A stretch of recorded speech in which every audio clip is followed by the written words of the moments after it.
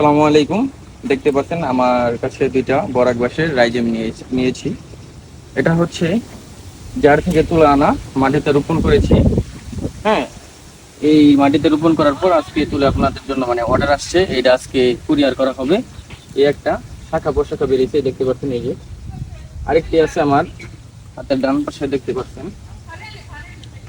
এই যে একটা, দুইটা, তিনটা, চারটা, পাঁচটা।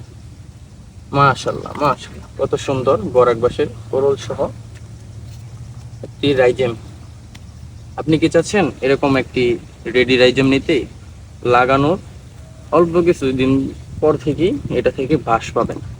এই পাঁচটা পাঁচটা না, আমি ধরলাম চারটা বাঁশ অলরেডি রয়েছে, জীবিত আছে।